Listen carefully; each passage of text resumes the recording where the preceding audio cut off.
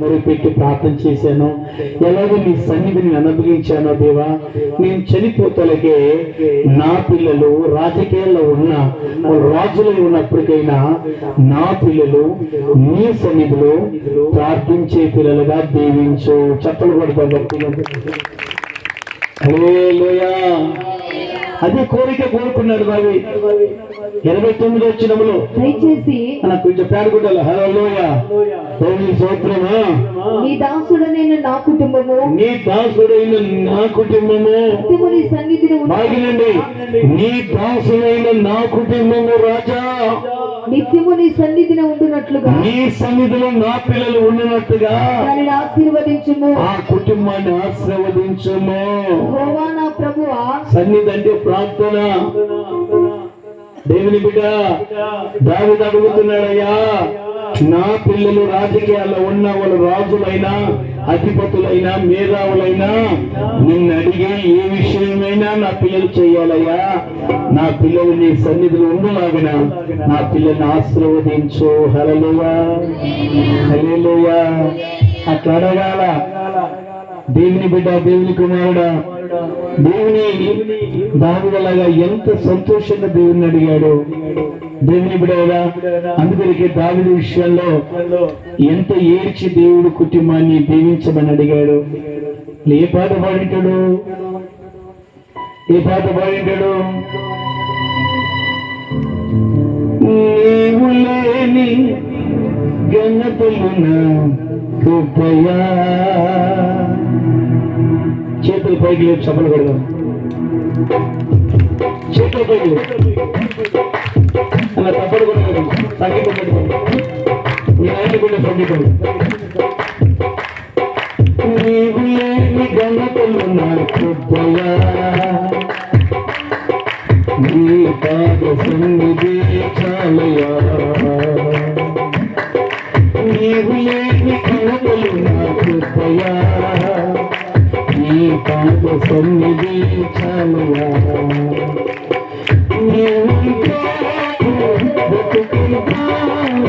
ఆనందమే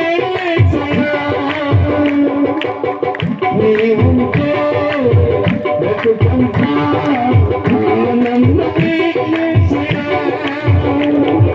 నీవు ఏమిటి నాకు వలపడా, నీవు ఏమిటి నాకు కబలినా, నీతో ఉంటానయా.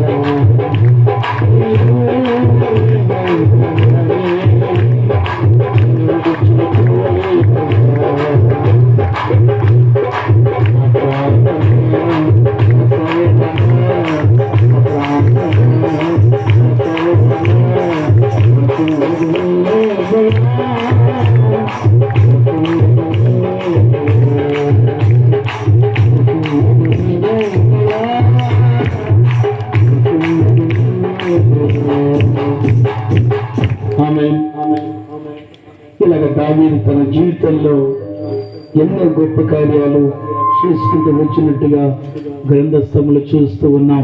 అందుకనికే దేవుని బిడ్డలుగా అపోస్తల కార్యము 13:22 వచనంలో దేవుడు దావీదు గురించి ఏం చెప్పాడు తెలుసా? ఒకసారి చదువుదాం. అపోస్తల కార్యము 13:22 వచనంలో ఏమంటాడు దేవుడు? అతనిని తొలగించి దావీదును వారికి రాజుగా ఏర్పరిచెను. దావీదును రాజుగా ఏర్పరిచెను. మరియు ఆయన, నేను యేషయి కుమారుడైన దావీదును కనుగొంటిని, అతడు నా ఇష్టానుసారుడైన మనుషుడు, అతడు నా ఇష్టానుసారుడైన మనుషుడు, అతడు నా ఉద్దేశములన్నీ నెరవేర్చిన, అతడు నా ఉద్దేశములన్నీ నెరవేర్చిన వాడు, అతనిని గూర్చి సాక్ష్యం ఇచ్చి. దేవునికి స్తోత్రం. హల్లెలూయా. గట్టి చెప్పండి. హల్లెలూయా. దేవుని బిడ్డలుగా దావీదు దేవుని ఉద్దేశంలో నెరవేర్చిన వాడు, దేవుని ప్రణాళికకి, దేవుని సంకల్పాలకి, దేవుని చిత్తానికి లోబడిన వాడు దావీదు. దేవుని బిడ్డ, అందుకరికి దావీదు గురించి దేవుడు సాక్ష్యం చెప్తూ ఉన్నాడు. ఇదిగో నా హృదయానుసారుడు దావీదు, నా చిత్తమును, నా ప్రణాళికను, నా సంకల్పాన్ని నెరవేర్చిన వాడు, నా ఉద్దేశాలు నెరవేర్చిన వాడంట. దేవుని బిడ్డ, నీ ఎవరెవరు ఉద్దేశాలు, ఎవరెవరు చిత్తాలు, ఎవరెవరు ఆశలు నెరవేర్చవు, దేవుని ఆశ నెరవేర్చాలా.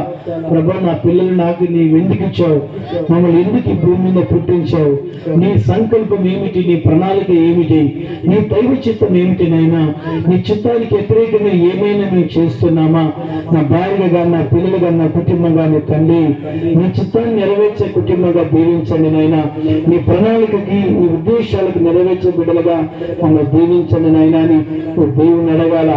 మేడ కట్టుకోవాలా, లేదంటే దీవమైన ఇల్లు కట్టుకోవాలా, పెళ్లిళ్ళు పోయాలా, పేరు సంపాదించుకోవాలా, రాజకీయాలు ఉండాలా, లోకములు ఉండాలని నువ్వు పుట్టిలే. ఏడుగురు చనిపోతావు, నువ్వు చనిపోకమునిపై దేవుని పనులు చేయడానికి నువ్వు ప్రయత్నం చేయాలా. చచ్చిపోయిన తర్వాత ఏం చేయలేను. ఒకసారి పుట్టిన తర్వాత మరొకసారి చనిపోతే రాడు, తిరిగి రాడు. ప్రేమ సహోదరులుగా, నీ జీవితం విలువైన జీవితం, నీకున్న దినాలు విలువైనవి, నీకున్న వారాలు విలువైనవి. ఆ దినాలలో దేవుడు ఎందుకు పుట్టించాడు, ఎందుకు అలాగ చేస్తున్నాడు, దేవుడు ఎలాగా ఆయన చిత్తం ఉన్నది మన పైన, ఆయన ప్రణాళిక ఏమున్నదనేది నువ్వు గ్రహించి ఆయన చిత్తానికి, ఆయన ప్రణాళిక నువ్వు అనుకూలంగా జీవిస్తే, నువ్వు అనుకునేది, నువ్వు ఆశించినవి గొప్ప కార్యాలు నీ పట్ల కానీ, నీ పిల్లల పట్ల కానీ జరుగుతాయి. హల్లెలూయా, హల్లెలూయా.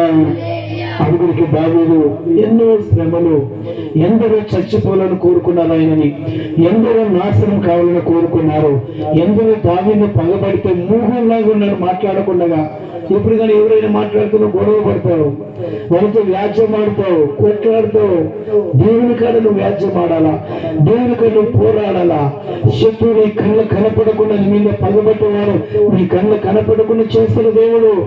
దేవుని ఎంతకు దిగొస్తే, నీ పిల్లల ఎంతకు దిగొస్తే నీ మీద శత్రువులు లేకుండా చేస్తున్న దేవుడు. నీకు అభివృద్ధి చెందుతావు, నువ్వు అన్ని రంగాలలో ఆరోగ్యపరంగా ఉంటావు, అన్ని రంగాలు ఆశీర్వాదకరంగా, దీవెనకరంగా ఉంటావు. నువ్వు మానవుని నమ్ముకొని బతికితే బాలకాలం ముందు తన తలంపులు చెడిపోయినాయి, బాలకాలం తన హృదయం చెడిపోయిన వాళ్ళని నమ్ముకొని, మనసును నమ్ముకొని మోసపోతున్నావు. నువ్వు సృష్టికర్త అయిన దేవుని, కన్న దేవుని మర్చిపోయావు, నిజమైన దేవుని మర్చిపోయినావు. ప్రభువా, నా పిల్లలు ఇచ్చావు, నా కుటుంబం ఇచ్చావు, నా పిల్లల ప్రణాళిక ఏమి, దైవ చిత్తం ఏమిటి నైనా, నేను అనుకూలంగా జీవిస్తున్నానా లేదా, లేదా విశ్వాసంగా జీవిస్తున్నానా, లేదా కులాన్ని బట్టి జీవిస్తున్నానా, లేకపోతే నా వర్గాన్ని బట్టి జీవిస్తున్నానా, లేదా రాజకీయాన్ని బట్టి జీవిస్తున్నానా, ప్రభుని వ్యతిరేకం చెయ్యనయ్యా అని దేవుని అడిగి ఈ రాత్రి ఒకరు ఇంతవరకు చేసి ఉంటే క్షమించునైనా.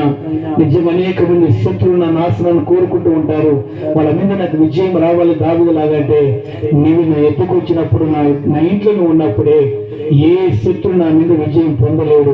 ఎవరు శపించినా, ఎవరు కోపట్టినా, ఏం చేసినా కూడా నువ్వు ఏమి కాదు, నువ్వు ఉంటే నువ్వు నాకు కావాలి. రాత్రి ప్రభా, నీ క్షమించు, నీ చిత్తానికి నేను అనుకూలంగా జీవిస్తానని దేవుని అడుగు, దేవుడు నీకు ఇస్తాడు. హల్లెలూయా, హల్లెలూయా. లాస్ట్ దావీదుకి ఏం జరిగింది తెలుసా?